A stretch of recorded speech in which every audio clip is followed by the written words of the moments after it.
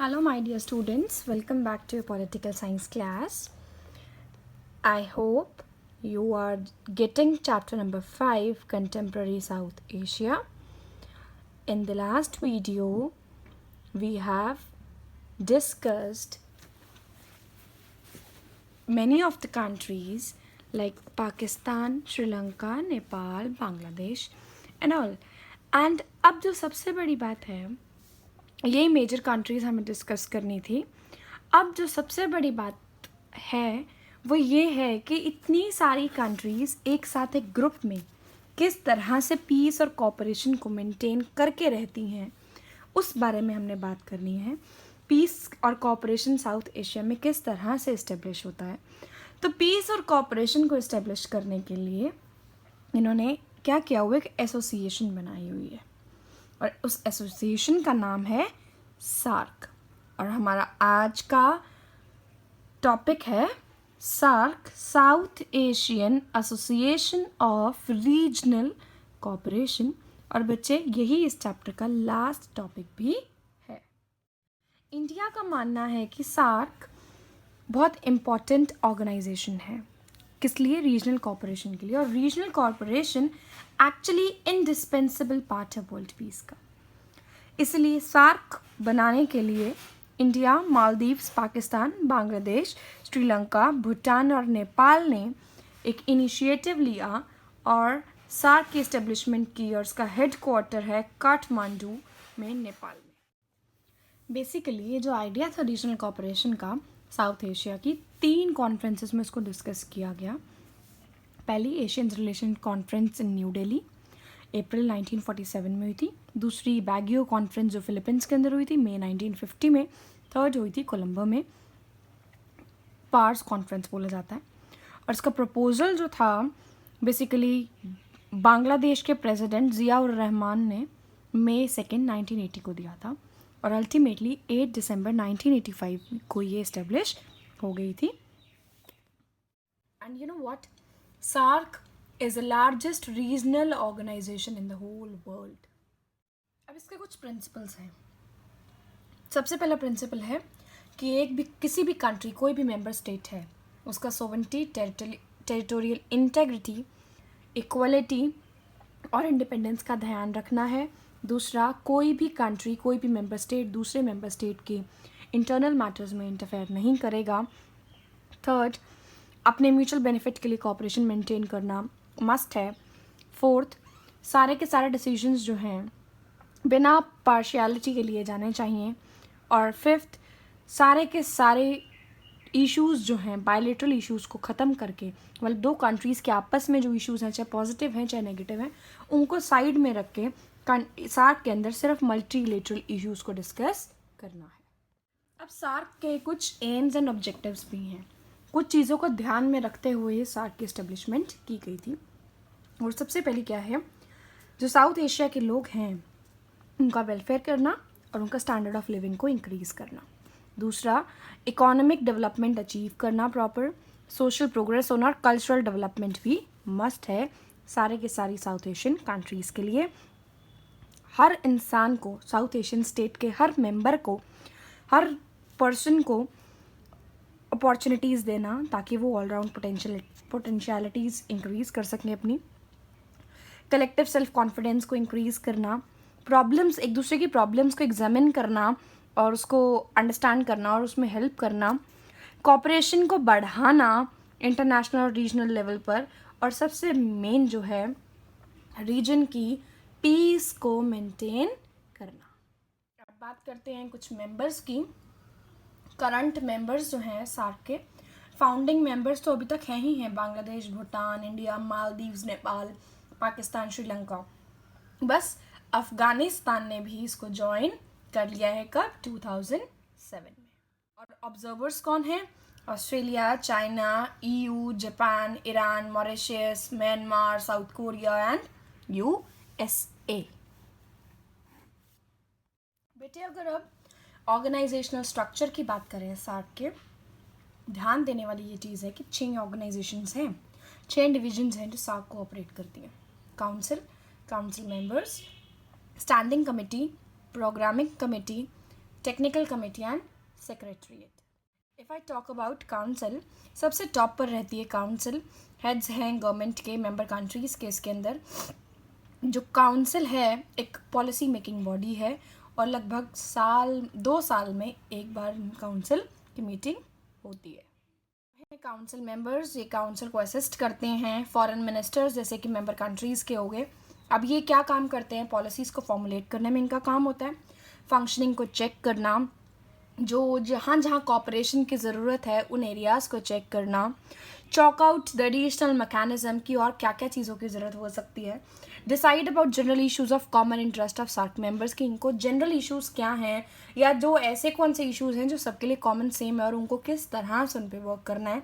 ये काम किसका है? काउंसिल मेंबर्स का। नेक्स्ट है स्टैंडिंग कमेटी। स्टैंडिंग कमेटी का भी बिल्कुल सेम काम है जो काउंसिल मेंबर्स का था। वही सारे मैकेनिज़म्स देखना, जनरल इश्यूज़ को डिसाइड करना, न्यू एरियाज़ देखना कॉपरेशन के, वो सब काम स्टैंडिंग कमेटी का है। नेक्स्ट है प्रोग्रामिंग कमेटी। सीनियर ऑफिशियल्स होते हैं मेंबर गवर्नमेंट्स के इसके अंदर। इनका काम है बजट, सेक्रेटरीट के बजट को चेक करना, एनुअल शेड्यूल को फाइनलाइज करना, जो भी एक्सटर्नल एक्टिविटीज़ होनी है स्टैंडिंग कमेटी ने जो करनी है उन सबको डिसाइड करना, और टेक्निकल जो कमेटी है उसको एनालाइज करना और उसकी बात को मानना। नेक्स्ट है टेक्निकल कमेटी। ये रिप्रेजेंटेटेड मेंबर होता है एक नेशन से। फंक्शंस क्या हैं? प्रोजेक्ट और प्रोग्राम्स को फॉर्मुलेट करना, मॉनिटर करना, उनको एग्जीक्यूट करवाना, और बेसिक काम क्या होते हैं? रिपोर्ट्स को सबमिट करना। बेसिक जो एरियाज़ है इसके अंदर कवर होते हैं agriculture, communication, environment, rural development, health and population, science and technology, tourism and transport. Last member आता है सेक्रेटरीट। जो सार्क सेक्रेटरीट है नेपाल के अंदर लोकेटेड है। सेक्रेटरीट को हेड कौन करता है? सेक्रेटरी जनरल, जो काउंसिल ऑफ मिनिस्टर्स ने अपॉइंट किया है। फंक्शंस क्या हैं?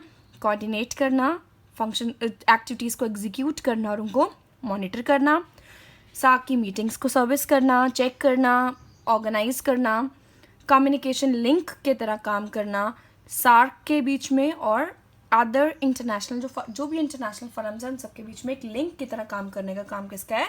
सेक्रेटरीट का। अब बच्चे समिट्स की, इनकी मीटिंग्स की बात करेंगे। सार्क की जो फर्स्ट समिट है इसके अंदर आपको बहुत से समिट्स बताए हुए हैं जो लिखे हुए हैं, जो आपकी स्क्रीन पर आएंगे मेन वही हैं। बाकी बताऊंगी मैं हर समिट के बारे में, आप ज़्यादा ध्यान उन्हीं समिट्स पर देकर चलना जिनके बारे में आपको स्क्रीन पर दिखाया जाएगा। फर्स्ट समिट 1985 में हुआ ढाका, बांग्लादेश के अंदर।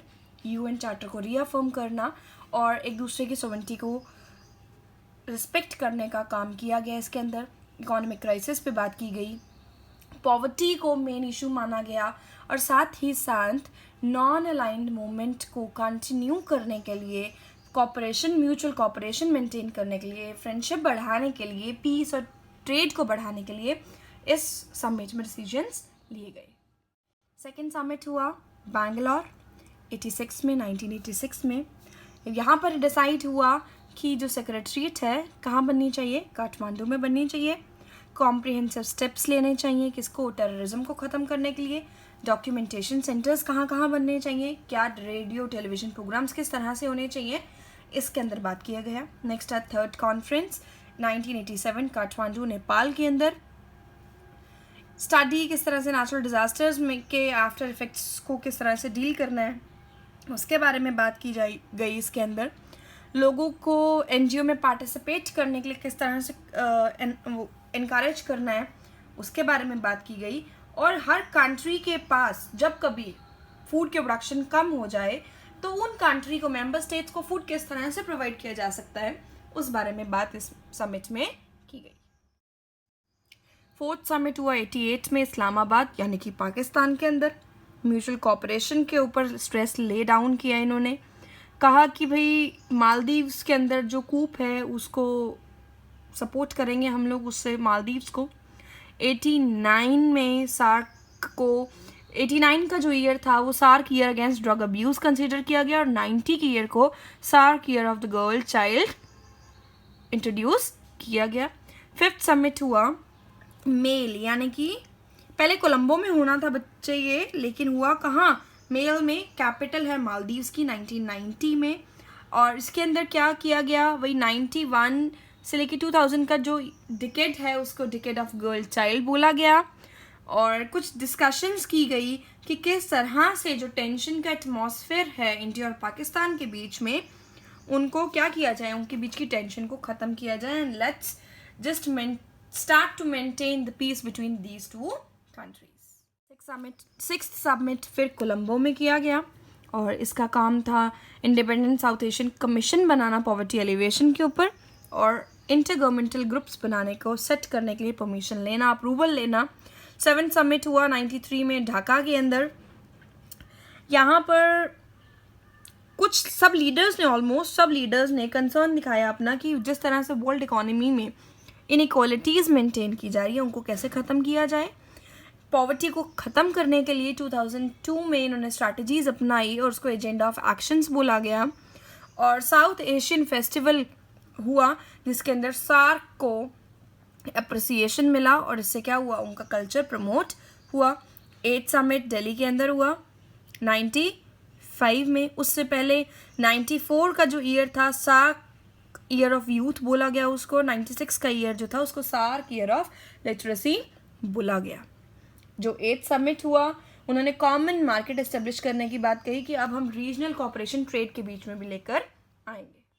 9th समिट फिर मेल के अंदर हुआ 97 के अंदर। इस ईयर को SAARC year of participatory governance बोला गया। सोशल कंपल्शंस थी, ऐसी चीज़ें जो चाइल्ड लेबर को फोर्स करती थी, उन सब के बारे में बात की गई इसके अंदर। 10th समिट 1998 में हुआ कोलंबो में। ट्रेड कमेटी बनाने की बात कही और ट्रेड कमेटी का नाम था साफ्ता। इसके बारे में बच्चे भी हम डिटेल में ज़रूर पढ़ेंगे। Directive with the formulation of SAARC social charter use, किस तरह से सोशल चार्टर को यूज़ करना है वो भी इसके अंदर बात की गई। 11th समिट हुआ 2002 काठमांडू के अंदर। 12th समिट हुआ 2004 इस्लामाबाद में। 13th समिट ढाका में हुआ। 2006 से 2015 को डिकेड ऑफ पॉवर्टी एलिवेशन बोला गया। 14th समिट 2007 दिल्ली के अंदर हुआ। कल्चर को launch, agenda of culture launch किया गया इसके अंदर, और साउथ एशियन यूनिवर्सिटी इस्टेब्लिश करने की बात की इंडिया के अंदर। 15th समिट 2008 में कोलंबो में। 16th समिट 2010 थिम्पू में किया गया और यहाँ पे साउथ एशियन फोरम बनाने की बात कर ली। 17th समिट 2011 में एड्यू सिटी के अंदर हुआ, मालदीव्स के अंदर है बेसिकली ये, तो यहाँ पर भी कुछ डिक्लेरेशंस और एंडोर्समेंट्स की गई।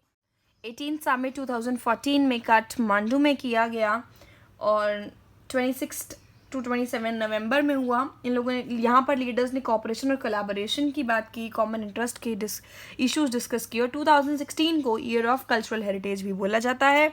19th समिट पाकिस्तान में होना था लेकिन क्रॉस बॉर्डर टेररिस्ट अटैक्स की वजह से इसको कैंसिल कर दिया गया और ये समिट होना कब था, 2016 में। कुछ इकोनॉमिक अचीवमेंट्स के बारे में बात करते हैं। सबसे पहले साप्ता, सार्क प्रेफरेंशियल ट्रेडिंग अरेंजमेंट 7 दिसंबर 95 को साइन हुआ था। प्रेफरेंशियल ट्रेडिंग एग्रीमेंट की ये होता है कि क्या होगा, जब किसी कंट्री को ट्रेड करना होगा तो सबसे पहली प्रेफरेंस किसको दी जाएगी, साउथ एशियन कंट्री को दी जाएगी। SAFTA, South Asian free trade area, Islamabad में साइन हुआ। इसके अंदर साफ्ता के अंदर इन लोगों ने ट्रेड के ऊपर से जो बैरियर्स है या जो टैक्सेशंस थी उस सबको क्या कर दिया, रिमूव। थैंक यू बच्चे, stay safe and stay at home.